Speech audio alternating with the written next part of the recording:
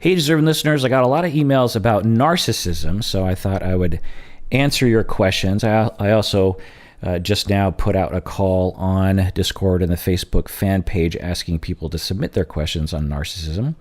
So let's get into it. Listener Laura from Alabama wrote in a while ago and said, can someone who identifies as an empath become a narcissist? I have been friends with my closest friend for 15 years. The older we get, the more self-absorbed she becomes, the more unwilling she is to admit fault or wrongdoing. Yet she is an empath. Can she also be a narcissist? End of email. Well, first, let's try to define what an empath is. This is a non-clinical construct, meaning that it is not discussed in the literature at all, as far as I can tell. Only something that is discussed online. And just because it's discussed on a website called like Psychology Today or something does not mean that it's a legit psychological construct. Now, that doesn't mean that it's not a useful construct, because there are non-clinical constructs that can be useful. But usually what happens in psychology is that if in the common culture there is a term that's being used, eventually clinicians will start doing research on it. They'll start writing dissertations about it, and it'll become a clinical construct. And the empath construct has been around for decades and has yet to become, in my circle, a legit clinical construct. Now, that isn't, it's fine, people use it, but when something becomes a legit psychological concept, it's researched, it's defined, it's established as something that exists in science. So we don't have any confirmation of that. And it's really borne out in the criteria. I just looked at the top 10 hits when you look at, am I an empath on Google? And I made a list of these criteria. These are the criteria compiled from various different definitions of what it is to be an empath. You absorb others' emotions. So that's a pretty common criterion. You feel big feelings often. You feel vibes in rooms. You get people more than other people do. You understand people more than others people do. You're wise. You are psychic.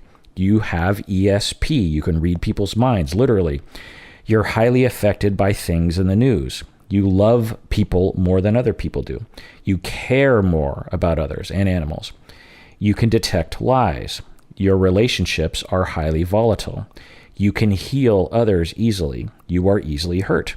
You have good intuition. You like nature. You struggle with boundaries. You are anxious in crowds. You're connected with the universe. People come to you with their problems. You are highly sensitive to sounds and sensations. You need time alone to recharge. You react strongly to conflict. You don't fit in. You see the world in a unique way, and people think you're overly sensitive. End of criteria list. So there are a few things that I'll say about this list of criteria. One is that a lot of things on this list, really, there's no way to scientifically measure that. Someone saying that, I don't know, you like nature or something. That's a hard one to know, because most people like nature. Or you love more than other people do. Well, how do you know that you have more love to give than other people do? There's almost no way that you could define that. And statements like this are like astrology, or when a psychic reading happens, they're cold reading people, that you can say things like this and people will be like, oh my God, that's so me. Because a lot of people agree with these things. A lot of people secretly believe that they have a lot of love to give. A lot of people secretly believe that they're kind of psychic, or they're wiser than others, or that, and a lot of people are anxious in crowds. These kinds of things are, maybe personality traits. So that's one thing to look at, is that does the list lend itself to science? The other thing to ask ourselves about this list is, do these things hang together? So we talk about things hanging together or cohering, like with borderline personality disorder. We'll talk about that, or narcissistic personality disorder, since I'm getting into that today. When we look at human beings, we tend to see some personality traits and behaviors hanging together. They coalesce into a they tend to gravitate towards each other. People tend to, when you see one, you tend to see others. If someone brags a lot, then there's a greater chance that that person will also have neglect in their past, who will think of themselves as better than others, who will have a lot of envy for others, who will talk a lot, who won't let other people talk, these kinds of things, who tend to be more dominant in a relationship, very achievement oriented. So these are narcissistic traits, and they hang together. They describe what we call a construct in personality and in psychology. Whereas when you just list a bunch of, like type A personality is something that is like this, that there used to be this construct of type A personality, someone who was highly driven, who worked long hours, who was often stressed, who was dominant, who, there's all these lists of I can't remember all the criteria, but when you actually tried to find if these personality traits correlated or were associated with each other or hung together, they did not. You could find someone who was highly driven, but they wouldn't be extremely dominant or something, and the same goes for this empath list of criteria. I'm guessing, I don't know, but if we did research, we wouldn't, plus the list is so long, we wouldn't find that a lot of them would hang together. Now, some of them will, which I'll get into in a second. So that's the first reaction I have to this very long list. It's just, the other thing we want to look at is, how did people come up with this list? All the articles that I saw were just people just saying things. And when we look at personality, we actually use science to study human beings and see what personality traits hang together, what personality traits seem to be associated with each other. There's a thing called borderline personality, that when we find people who fit this criteria, then there tends to be a lot of similar histories, a lot of similar futures, a lot of similar presents, a lot of similar treatment protocols that tend to work with them, a lot of similar problems that these people present with. And they tend to people with borderline tend to understand each other. So with empath, when you just hear this long list of you're wise, you're psychic, your relationships are volatile, you like nature, you're anxious in crowds, I don't imagine that these things really hang together. But I think parts of these do, which again, I'll get into in a second here. All right. So that's what we'll say. But now, here's my take on the empath thing. And I'll get into narcissism in a second, but I just want to talk about the empath thing. So I think there's a lot of people who are attracted to the internet, discourse about the empath construct. And a lot of people come to it. And I think there's the first group of people I'll talk about are, some people are just very good at reading other people. And you'll hear me talk about this. Like Bob is actually pretty good at reading other people and very sensitive to other people because he was abused growing up. And there's a lot of roads to this. You can be preoccupied. You could just be this way too. I think some people are just kind of born more, focused on other people. Sometimes you'll see infants and they just have a lot of eye contact with you. And I think some people are just born just more fascinated with human beings. But of course, if your family life made you more, if you're being abused, it's very important, or if your parent has an alcohol problem, it's very important for you as a child, depending on your role, to be extremely focused and hypervigilant about what the state of your parents are, or the people in your family are, because your life really depends on you being able to read them.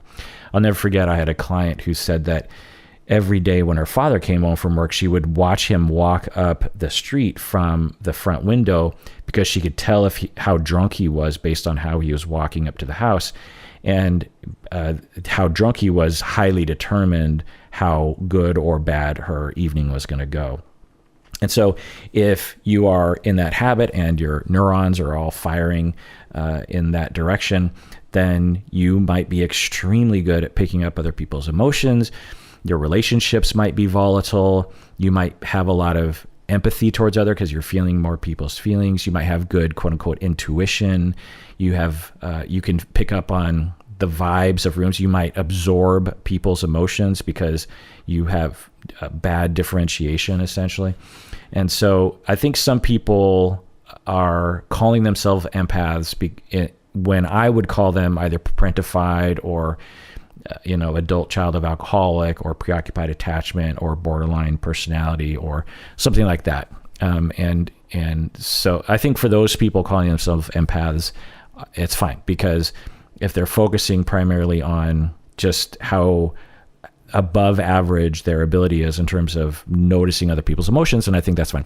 The second group of people, I think, are just narcissistic about their own power, and that they believe they have special powers, like that they can read minds and they can tell when people are lying, when that's empirically impossible. And so they, I think, say they're an empath when, if you dug down a little deeper, they're just putting on this facade of narcissistic superiority because they have extremely low self-esteem.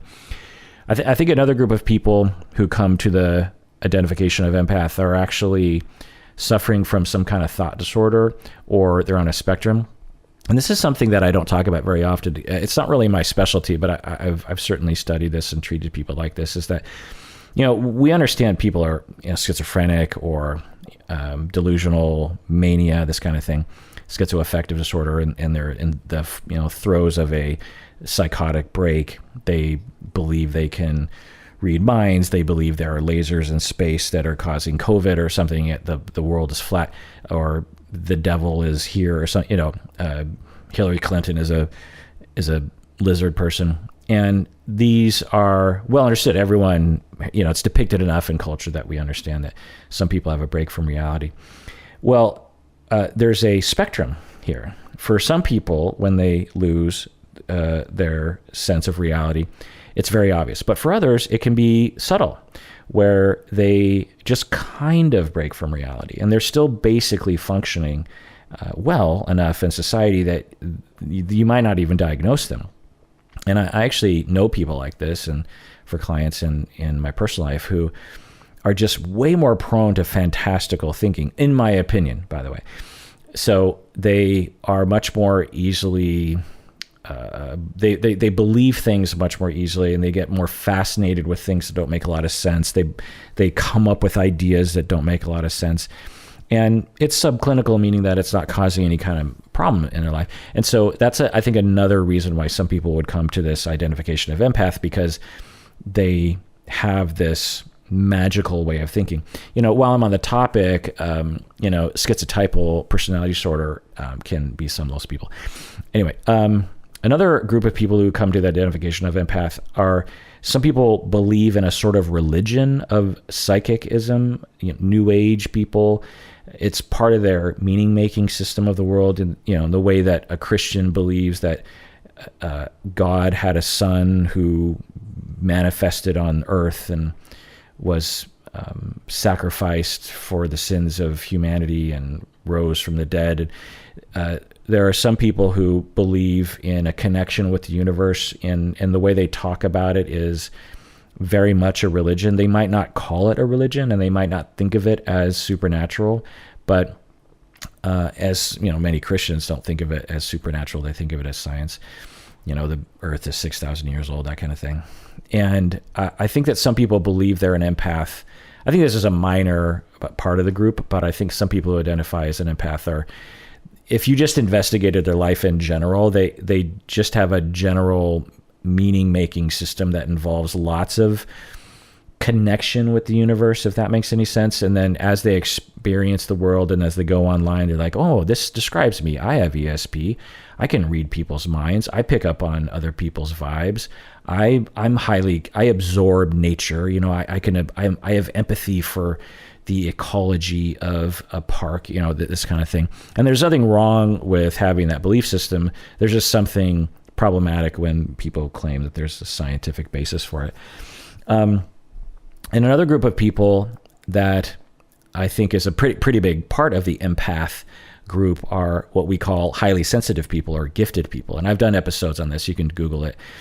I've interviewed people who are highly sensitive or gifted, and they describe it pretty well. But in a nutshell, the theory goes, it's hard to know because our science just isn't very good at measuring this sort of thing, but there seems to be some evidence that some people are just extreme. This is how I see it. And I know this kind of coincides with how other people see it, is that some people are they have a nervous system that is extremely ramped up, if you will. Like their nerves in general throughout their body, in their brains, in their arms, and their spine, they fire much more quickly and much more readily than other people do. And when you have a nervous system that is just, and it makes sense, right? That some people will just be born, some people are born with more muscles, or their capacity to build more muscles is greater than someone else's. And it makes sense that possibly it coheres with genetics and with variability among humans, that for some of us, we might be a little bit more, there's some kind of a dial on biology that ramps up some people's just general susceptibility to nerves. So if you understand how nerves, and I'm not a biologist, but I've taken a fair amount of biology courses in my time getting my doctorate. And if I might butcher the science language, when you, nerves are set up, I don't know if all nerves are this way, but a lot of nerves are set up as a system of, they receive input somehow, either from the outside world or from other nerves. And depending on the signal strength that's coming to the nerve cell, the nerve will either do nothing or will fire. It's sort of a yes or no kind of a thing. And when you add up all the nerves in our body, then you have what we have. But it's possible that for some nerves, they are just, for some people, they have some sort of genetic difference that makes their nerves just more ready to fire. So, for example, with highly sensitive people or gifted people, they just are, when they see someone's emotion, they see it much more vividly. When they hear something like a siren, they hear it much more bigger. And this isn't to be confused with autism. That's a completely different experience. But and highly sensitive people or gifted people can sometimes do really well in school. They can also do really poorly in school, because you can imagine if you're overwhelmed with sensations, you might have a harder time. Whereas if you have support, or you're not too sensitive, if your brain is working quickly, you might learn quicker, you're more quick on your feet mentally, that kind of thing. So I think for some people who we might call highly sensitive or gifted, they might also call themselves an empath. Okay, so that's my little lecture on the empath construct. Again, I think for me, if it was a highly sensitive person calling themselves an empath, or someone who is just very good at reading other people's emotions, then I'm cool with it. But the other paths to that identification I find dubious, depending. I'd have to talk to them. But anyway, okay, so now let's talk about, so you're getting back to Laura, your question, empath and narcissism. So now let's talk about what a narcissist is. So let's read your email here. So you say, the older we get with your friend, the more self-absorbed my friend becomes, and the more unwilling she is to admit fault or wrongdoing. Yet she is an empath. Can she also be a narcissist? So I discussed, so you're saying, can my friend be, I know my friend is an empath. So you didn't give any criteria as to what that means. So I don't know what that means. But then you're also saying, can my friend who's an empath also be a narcissist? So what is a narcissist? Well, the answer to that is, I don't know, because again, that's not a clinical term. We have narcissistic personality disorder, but a narcissist is a layperson's term, and particularly the way it's used on the internet. Are we talking about people with narcissistic personality disorder? Are we talking about people who are self-absorbed? According to your email, just contextually, you're saying that your friend is unwilling to admit fault or wrongdoing. Is that what a narcissist is? I don't know. And I find the internet to be not a great, not very consistent and not very convincing when it starts to use the word narcissist. And I kind of wish people would stop using it and use some other descriptive term, And I think there's also this mistake that people make on the internet today, that they've heard, sort of about this thing called narcissistic personality disorder. And then there's all this talk about, he's a narcissist or she's a narcissist. My mom's a narcissist, or, my husband is a narcissist, or this politician is a narcissist. If you're just saying they're self-absorbed, then just say self-absorbed, because it's much more descriptive. And for me as a listener, I'm not gonna cringe at that. When I hear that person is a narcissist, what I think people are saying is it's like you're a different sort of person, like you're a racist. When you call someone a racist, which is another problematic term in a lot of ways, people, I think, are saying you are almost like a different sort of human. There are the non-racists and then the racists. And it depends on how you're thinking, but I personally don't think about it that way. I think everyone has bias that manifests in racist attitudes, depending on the person to varying degrees, that will manifest in racist behaviors anyway. But what is a narcissist? Are we saying that there's this thing called a narcissist and then there are people who are not narcissists? So I don't know what people are talking about. And I think that it's a way of dehumanizing. It's a way of, I think a lot of people, this is just anecdotal from the internet, but I think a lot of people on the internet feel hurt by someone, like this emailer in there, like my friend, she just won't admit that anything's her fault. And her email was longer, talking about how her friend is basically a jerk face, that won't admit that she does anything wrong. There's a lot of reasons why someone won't admit fault. It could be because they suffer from narcissistic personality disorder, but there are 1,000 other reasons that are probably more likely than suffering from a very rare personality disorder. They could be immature. They could be undifferentiated. They could feel threatened. They could actually not be wrong, and you could be wrong because you're the one who can't admit that you're wrong, So there's a lot of paths to a friend saying, I didn't do anything wrong. I don't know what you're talking about. And there's this knee-jerk reaction in maybe Western society of like, oh, that person's a narcissist. It feels better to people like, oh, I've labeled them. There's something broken about that person. That's why this is going bad for me. That's why I feel so, hurt. And I'm also being gaslit by that person, which I'll get into later, maybe in another episode. So my answer to your question is, she's an empath. Can she also be a narcissist? It depends on your definition of empath and it depends on your definition of narcissist. But yes, absolutely, people who identify as empaths, because there's no clinical criteria for empath. So we would just have to ask people, do you consider yourself an empath, of which there are dozens of lists completely different from each other of what that means. So can someone identify as an empath and also suffer from narcissistic personality disorder and or be described by others as a quote unquote narcissist? Then yeah, absolutely. These two can be related. If you identify as an empath, one of the roads, as I said earlier, is that you are narcissistic about who you are, and you actually believe that you can read other people's minds, and that you have these sort of special powers. And so the identification of empath actually emerges from a narcissistic personality. So there's that. But they could also not be related. Someone could just be, they could have grown up in an alcoholic home and just are very good at reading other people's minds, because, other people's feelings, because it was very imperative that they do that. And they also are self-absorbed, or also, have narcissistic personality disorder. But anyway, let's read another email. All right, this next email is from an anonymous patron. She writes, I've heard you say on the podcast that you think that narcissistic personality disorder and borderline personality disorder are kind of the same disorder. Can you elaborate on this? End of email.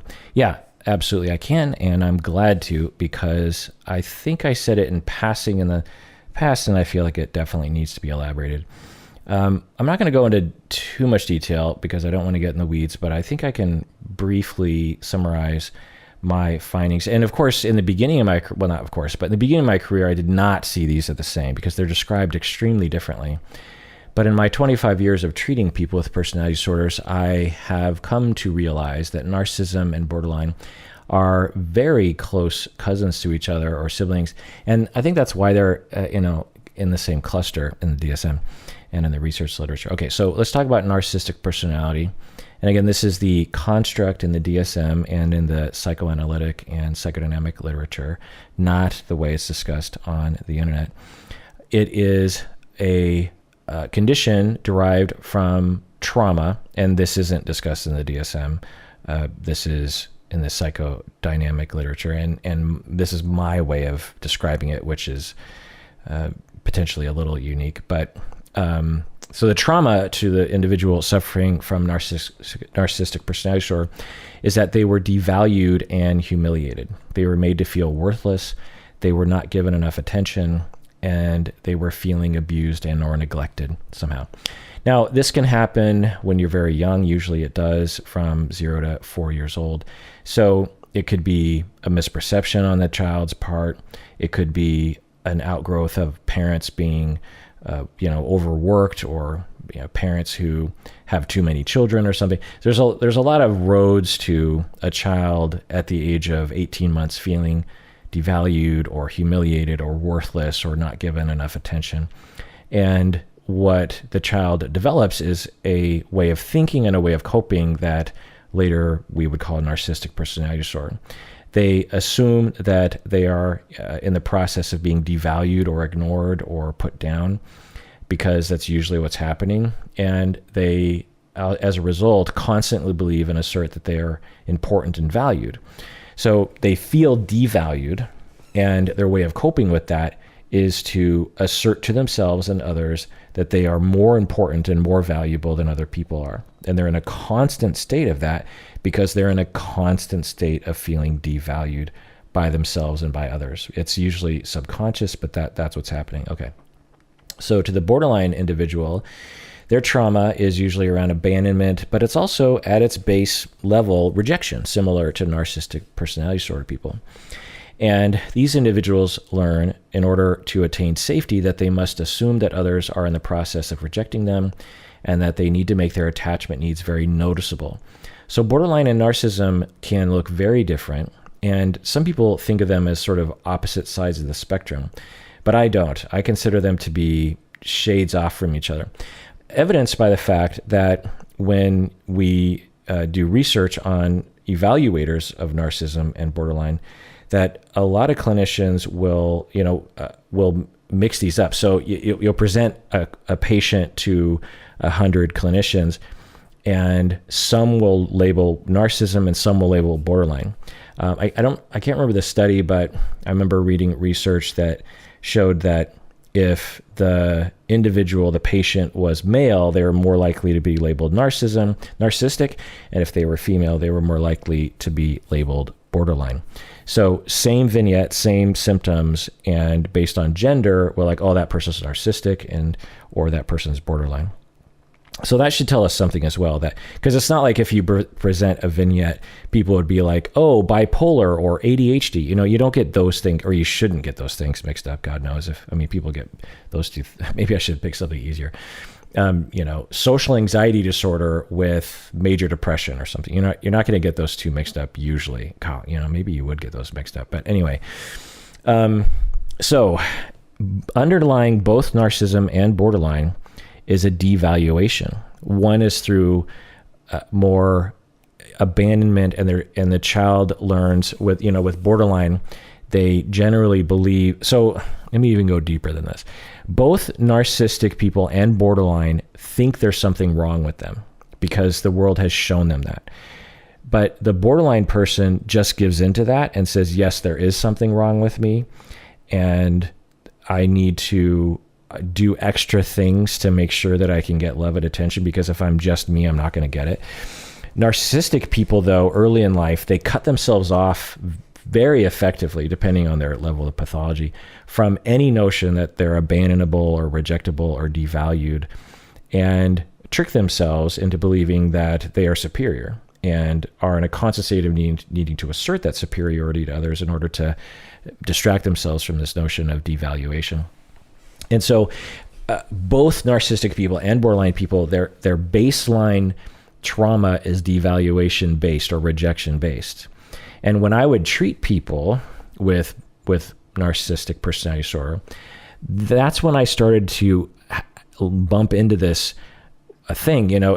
I think I will sometimes say underneath every narcissistic person is a borderline person, or, underneath every avoidant person is a preoccupied person. It's a similar thing in that because I would be treating these narcissistic people, and it would take me months to diagnose them, by the way. People don't usually, I've never had anyone show up to my office and say, I have narcissistic personality disorder, please treat me. It was something that I would diagnose over time, and I would start to help them. I would start to say, oh, I get it. Because they would be, the countertransference with a narcissistic person is feeling like I'm devalued. I like the narcissistic person will talk a lot and will say like, oh, I might throw something out like, well, have you thought about that? The narcissistic patient will be like, oh yeah, I thought about that years ago. They'll say that's pretty simple psychology stuff. I already knew that. And the vibe that you would get as a therapist is to be very devalued, because they're projecting their devalued self into you as the clinician, and making, through projective identification, making you feel that way. And over time, I would learn like, oh, that's right. The corrective experience for these individuals is I have to actually make them feel valued while actively fighting against the reactivity that I feel compelled to say, which is like, stop treating me this way. You know what I mean?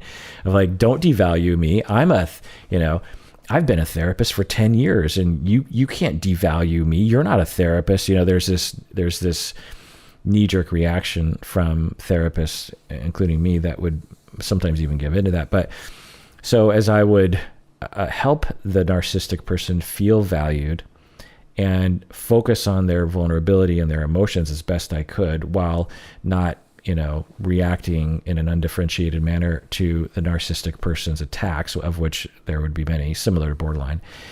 And I would see that the narcissistic person was extremely vulnerable. I would find that they were just, underneath this veil of grandiosity and superiority was just a vast sea of unbridled pre-verbal emotions that they had no way of dealing with. They could not even look at those emotions. It was just like terrifying to them, in the same way that it is for borderline. I was like, oh, underneath this, and after, I don't know how many times it happened, and every person with narcissism was different, but this underlying trauma was the same. I'd be like, oh, underneath every narcissistic person is a borderline person. Because borderline people they wear their hearts on their sleeve. A borderline person is suffering. And so that's kind of why I say it. But the other side is true as well, that underneath every, I don't know if I want to say this because I'd have to do a mental inventory, but I would say that there's a good percentage of people with borderline who are also narcissistic, who believe that their perspective is superior to others, that their needs are more important than others, that when they're in a fight with their spouse, they are very righteous. The borderline person might be, and so that can be you could call that narcissism. Many people with borderline who haven't been treated or haven't achieved some security will have a really hard time admitting that they've done anything wrong, because they are similar to people with narcissistic personality, desperately trying to cover up the fact that they feel worthless by coming across as superior to themselves and to others. So that's why they're related. Having said that, people with there are some people. Let me think about this.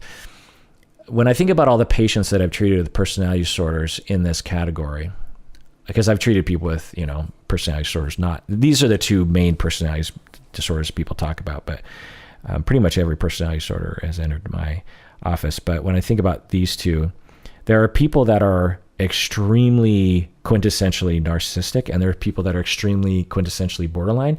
And then there are people kind of in the middle who, to be honest, when I conceptualize them, I don't think of them as narcissistic or borderline. I just think of them as kind of like this borderline or bordercistic or something. And I don't think about them in that language system. And even with people with narcissistic personality disorder, I don't think about them in that language system. I think about them in terms of their relational traumas. Anyway, let's take a break. When we get back, more emails. All right, this next email is from patron Natasha from California. Patron Natasha, you are slowly becoming as famous as famous patron Lyndon. You know, famous patron Lyndon has been around for many years, and so have you, Natasha. And both you, Natasha, and Lyndon have flown in to our live events and met us in person.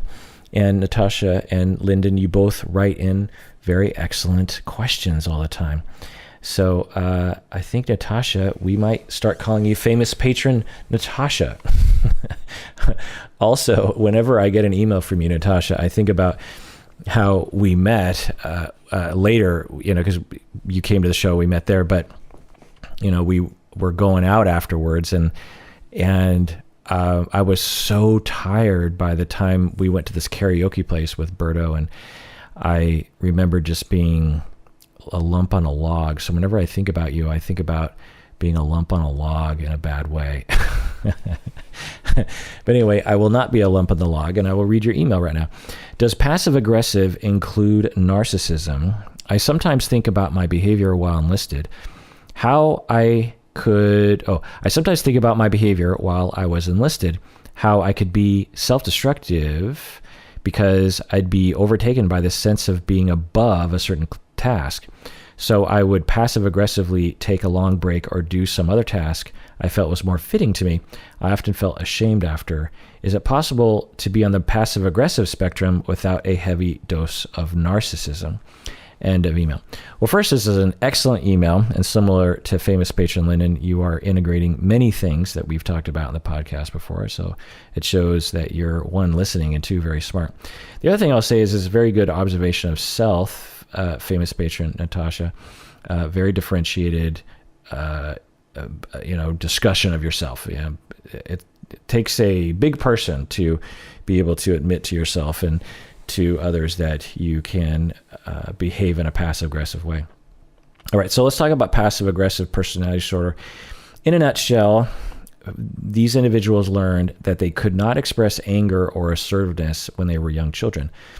They were also constantly feeling as though they were being treated unfairly. So essentially what happened with these children is they were probably being abused, particularly when they were asserting themselves, or, you know, because children express anger all the time. It's like, I don't want to go to bed or something. And what these children go through is the parents or caregivers will punish them in some very noticeable, consistent way whenever the child is angry or whenever the child is just asserting their needs or something. And so they learned, I cannot express anger directly, for sure. I cannot be assertive directly. That's just never, ever going to work for me. That's a completely unsafe situation. These individuals might be extremely nice on the outside, but on the inside, they are often very hostile and are in a constant state of feeling as though they're being treated unfairly by others, even though they're not, because that's the part of the personality disorder. It was true when they were 4 and when they were 10, but not necessarily true when they're an adult. And so these individuals have a lot of hidden hostility or passive aggression, and there's thousands of different behaviors that can be used as a way to hide your hostility. Because the idea goes is, you know, if when you have anger, when you have assertiveness, and you feel like you can't let it out, you have to try to express it somehow. And so people will do subtle put downs, or they will cheat on their partners as a way of trying to get back at their partners and not tell their partner. And that's the weird thing about passive aggression personality disorder, is that it's so subtle. If you are the recipient of the passive aggression, you might not ever know about it. That's how subtle it is. Someone emailed in and talked about their passive aggressive personality disorder and how they would break into computers of people that they knew.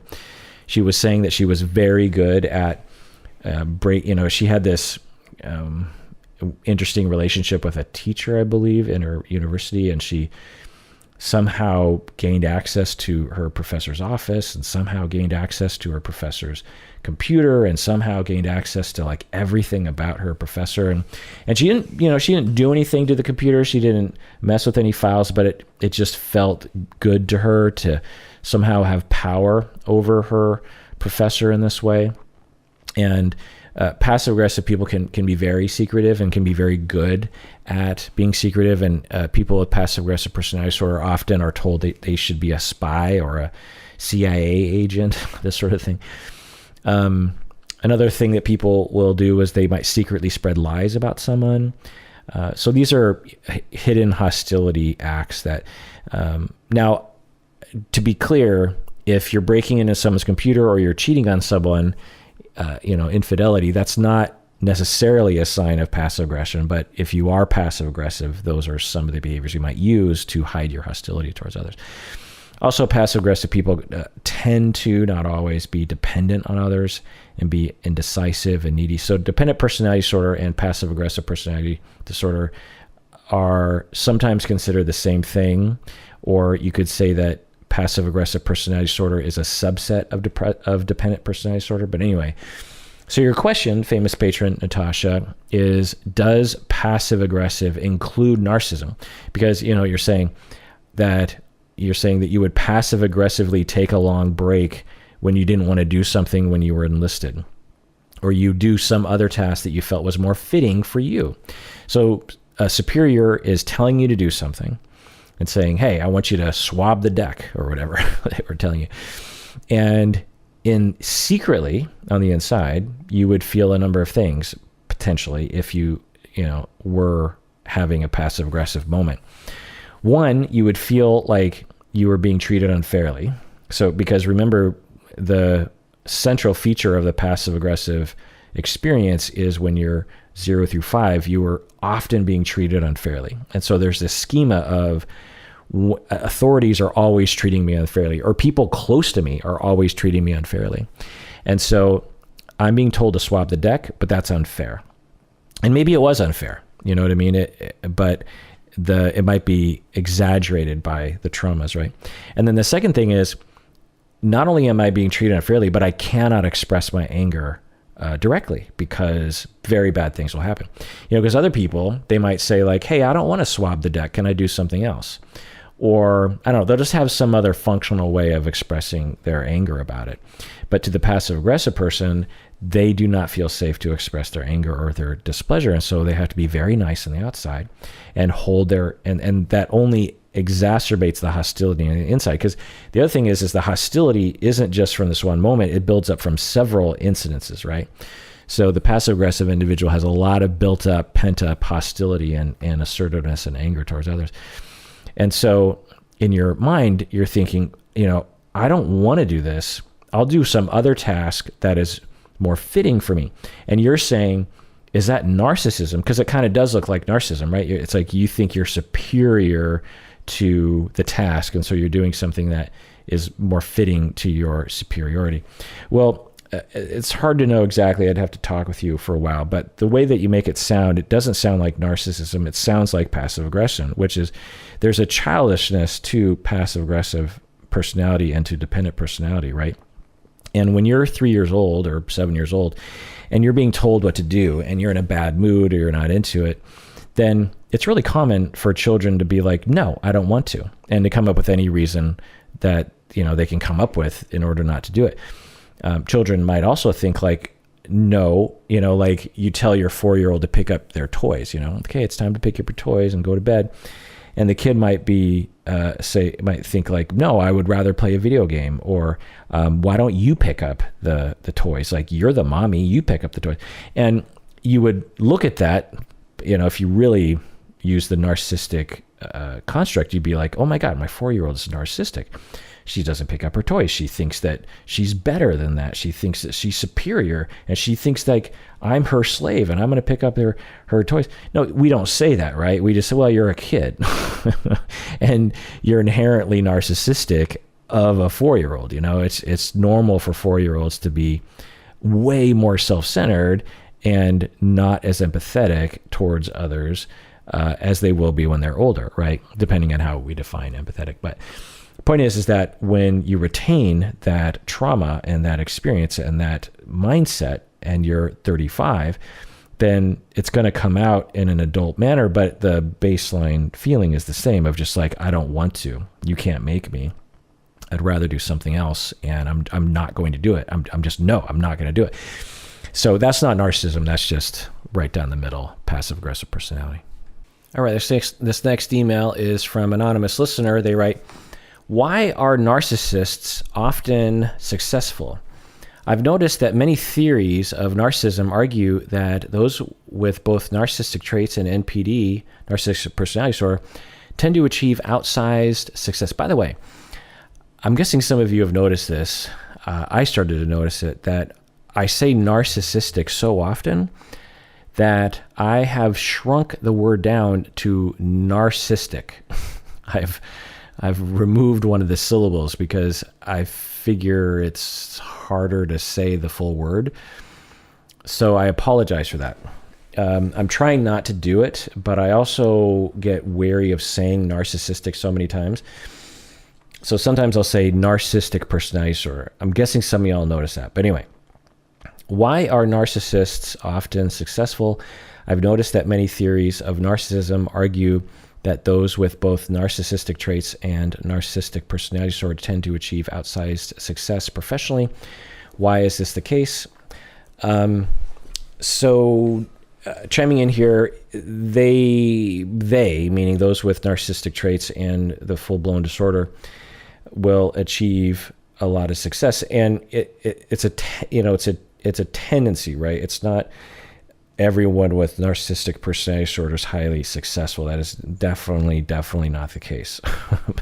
Human beings are way too complicated for those kinds of generalizations, but on average, you could probably easily say that they tend to achieve more in life, and why is this the case? Well, it's because they need it. I was talking about narcissism earlier. They need it to survive emotionally. They need to feel superior to them. They need to establish to themselves that they're superior. They need other people to understand they're superior. So not only might they choose a career that is seen as more, if they have 3 career choices before them, one's a janitor, one's a doctor, and one's a police officer, then they're probably going to choose, one of the second 2 careers because those have more prestige, those have more power, and they desperately need that superiority in order to stave off the devaluation they feel on the inside. You have another question here. If narcissism is pathological, why can it predict achievement? Well, that's a good question. So pathological is defined by causing problems in your life, right? Whether it's health or social or mental or something, it bites you in the butt somehow. Just having a narcissistic personality trait, like for me, for example, I have a narcissistic personality trait in that I like to hear myself talk, and on the spectrum, if you line me up with a bunch of other people, I'm definitely going to be above average in terms of my how much I like to hear myself talk and how much I want to say things. Whereas other people, below me on the spectrum will just say like, I don't need to say everything. And now there are people above me on the spectrum for sure. And I can certainly be in situations where I'm being very, very quiet because someone is over talking me. So anyway, my point is that I have a little bit of narcissism, and what that does for me is it helps me with the podcast. I started the podcast. I'm yammering into a microphone right now. It gives me the motivation. It gives me the self-confidence. It gives me the drive to become a better podcaster, because when people like y'all listen and say nice things to me, it actually heals me, fills me with this notion that, okay, I am a valued individual and I can get through the day a little bit better.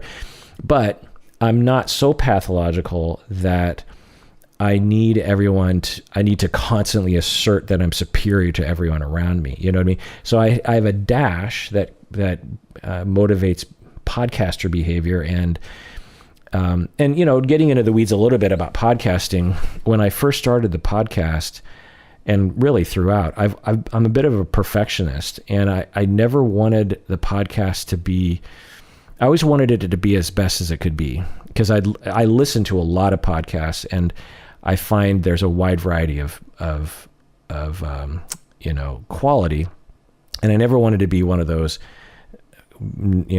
lesser quality podcasts out there.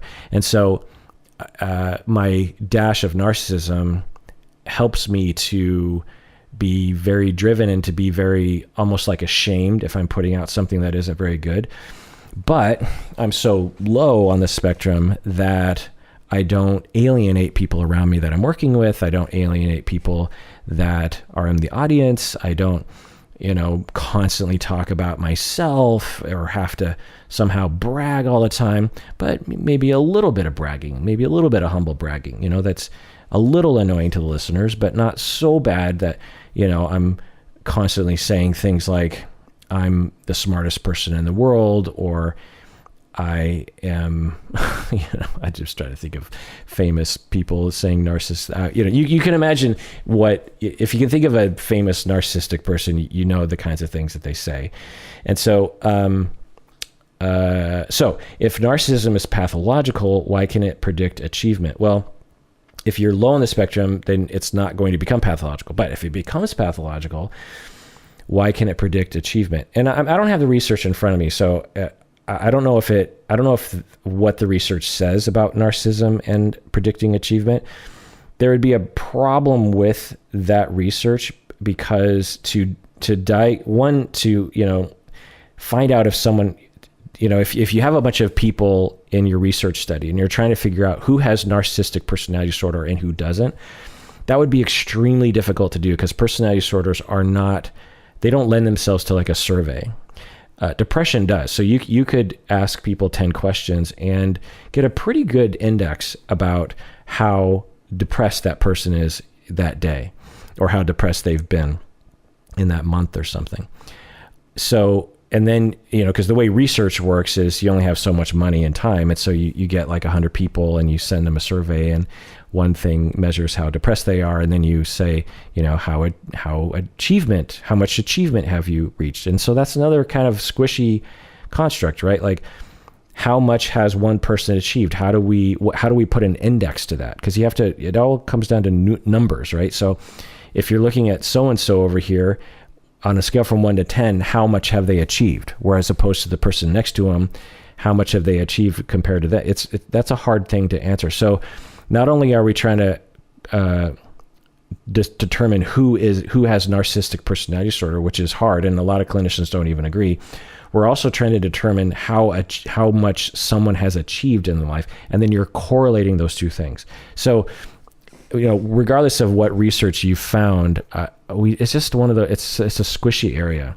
But is it possible or even likely that people who with narcissistic traits are more have quote unquote achieved more or seen as, and that's maybe the key, is that they often will be seen as they achieved more, because that's the most important thing to the narcissistic, particularly the person that's pathological, high on the spectrum. So often what you will find is that people with full-blown narcissistic personality disorder, they might look like they're achieving a lot from the outside, but if you are in the inner circle, you know how horrible of a person they are.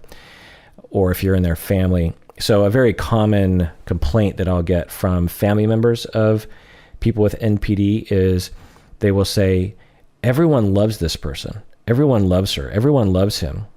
And they have no idea what she is like when she comes home. They have no idea what he's like when he comes home. When he comes home, he is a monster. And if they knew what he was really like, no one would like him. But he's so good at putting on a facade for everyone that people think he's the nicest, kindest, wonderfulest. And people come up to me and say, you are so lucky to be married to that person. So yeah. You also ask the question, what attribute of narcissism causes the achievement? Well, many attributes, but two that pop into my mind are envy. So people who suffer from NPD are often very envious of others, very prone to envy of that person is superior to me. I must get to their level. I must get what they have. And also they're very focused on being superior, because if they are not seen as superior, then they have to think about how devalued they are. Another question you ask is, can people without high levels of narcissism also achieve professionally, or will they usually be surpassed by those with higher relative narcissism? Yeah, absolutely. I would say most people who are successful do not have narcissistic traits. So I don't know where you're coming from, anonymous listener, but it sounds like maybe you're feeling defeated or something, and you're like, I don't have narcissism and I'm never going to achieve anything. No, absolutely not. Like I said, most people who have succeeded do not have narcissistic traits. And again, it depends on what we mean by achievement. But anyway, is the achievement and success of narcissistic people healthy, or is it detrimental? It's a good question, and I appreciate it because it gets at the one of the hearts of the matter, which is that because people believe that narcissistic or narcissists are evil and everything around them is evil, which is just not true. You can have full-blown narcissistic personality disorder and be a wonderful person. Having a personality disorder does not make you a bad person. People with borderline personality disorder, people with narcissistic personality disorder, people with histrionic, people with antisocial personality disorder, people with psychopathic personality disorder, people with passive-aggressive personality disorder. Because you have a personality disorder does not mean you're evil, does not mean you harm other people, does not mean you're bad. So can narcissism cause behavior that can be evil? Sure. But evil behavior can come from a variety of places. So, your question is the achievement of narcissistic people healthy, or is it detrimental? You could argue that, what can I say? Off the top of my head, when I think about a lot of narcissistic individuals who achieved things, it really just depends on, how do we look at an achievement as being good for society or not, right? Someone who invents the light bulb, for example, or propagates its manufacture, that's quite an achievement. The light bulb is ubiquitous in today's society. It's a big deal. You achieved a lot, but is it good for society that we have a light bulb? It's hard to know what's good or bad. But yeah, so, a narcissistic person can achieve something that is good and healthy for the world and very unhealthy. Someone without narcissistic personality disorder can achieve something that is good for society or unhealthy. They're not related, really. And if anything, people with narcissistic personality disorder, they might actually be attracted to things that are good for society because they want to go down in history as having done something good and wonderful for society. And so anyway, finally, if it is true that narcissists tend to achieve professional success, what is going on that our society seems to reward and incentivize narcissistic behavior? So just chiming in here, there's that word narcissists again. I don't know what people mean by that, but I think what you mean is someone suffering from narcissistic personality disorder. So you're saying if they, tend to achieve success, what is going on in our society that seems to reward them? Well, we tend to follow confident people. We have a bias for confident people, and it's proven in our political system. Someone will be completely incompetent as a leader or as a politician, but if they come across as extremely confident, then they will get a lot of votes, which is very disconcerting as a follower, as a voter, as a non-leader in our society. It's very demoralizing to watch politicians who know nothing about what they're talking about, and but they're very confident in what they don't know and saying things, and they get 50% of the United States to vote for them. Extremely upsetting. Also, our society is based on capitalism, which is explicitly designed to reward exploitation of resources. I don't think people understand that, if you've ever studied systems of societies, you understand this. United States is, you can debate the nuances, but our system, our political system, our culture is geared towards capitalism, which is, like I said, exploitation of resources, meaning that if you start a company, and like a clothing company, then you become a public company, particularly, and you have shareholders, your whole culture and your whole mission is to make more money for the shareholders, right? Make more money for the owners. That's the reason why you started. Very few people start a business just for altruistic reasons. And even if it is for altruistic reasons, you need money to survive. I was on the board for many years of Game to Grow, which was a nonprofit that used games in therapeutic ways. Go to gametogrow.org for more information, by the way. And we were a nonprofit, and we were trying to do good for the world. But in order to survive, we needed money. We needed to get grants. We needed to sell our services. There was a bottom line, and if we didn't meet our bottom line, then the entire thing fell apart.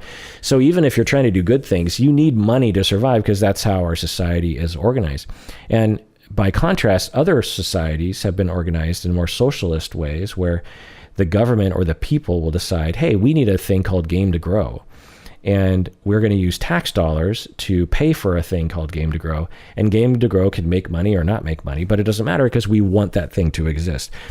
We live in a capitalistic society that is extremely rare, where society and or the government will just say, regardless of how much money this entity or this corporation makes, we're going to support you. So anyway, we live in a capitalistic society, and when you open a business, like you start a restaurant, for example, it might be partly based on your dream to, make the awesome hamburger or something. But very quickly, you become reduced to, okay, money in, money out. And one of the ways that you can survive as a business and make money for the owners is to exploit labor, and is to destroy your competition, even if it's not in the best interest of society to destroy your competition, even if it's not in the best interest of society that you only pay your employees a minimum wage. It doesn't matter, because you're micro-focused as a corporation, as a capitalistic entity, on increasing your income and decreasing your expenses. So when you are suffering from narcissistic personality disorder, and you have a problem with empathy, and you have a deep need to absorb as much money or power as possible, then your personality traits fit very neatly into the society. Anyway, you have another question. And what does this say about the many instances of leaders in recent years who seem to accomplish things but turn out to mistreat all the people around them? Yeah. So you're saying, you're observing leaders who accomplish things but turn out to mistreat people around them. There's a lot of diagnosing that's being thrown around, and I've done a whole deep dive on Donald Trump, for example, and I don't want to participate in that, diagnosing from afar, but what do I say? Well, I've already said a lot about that, but yeah, can a politician with narcissistic personality disorder rise in power and in getting a lot of votes, even though they don't care about people and they're pretty much only concerned about themselves? Absolutely. And that's happened throughout history for thousands of years. We have stories of that. And can those individuals actually harm our society in the end, because they're not actually interested in bettering society? They're only interested in bettering themselves. Can that happen? Has that happened? Yes. And the difference between today and in the past is, today, what we get is what we get. But in the past, these individuals would cause millions upon millions of deaths in large world scale wars. We don't have that anymore. So I want people to put that in perspective. It doesn't mean that we don't fight back. It doesn't mean we don't vote. It doesn't mean we don't speak out. It doesn't mean we don't recognize the bad things that are still happening, of which there are. But we live in a much better world today than in the past. I mean, there were narcissistic people 50, 70, 100 years ago, and not just in the Western world, but all over the planet, who rose to power because of their narcissism and proceeded to commit genocide upon millions of people, depending on whoever it was that they needed to scapegoat in order to raise in power. And so, so why am I saying that? I guess I'm saying that for my sake, honestly, because when I think about politicians today in my country who do not have the people's interest in mind, it's demoralizing. And as a way of gaining perspective or being able to sleep at night, I'm just like, well, at least it's not as bad as it used to be, and maybe it'll be better in another 100 years. Anyway, I don't know. Okay, well, I actually put out a call on Discord and the Facebook fan page to ask questions, and I never got to them, but I'll get to them in part 2. So I will do that for Friday. And everyone out there, please take care of yourself, because you deserve it. You really, really do.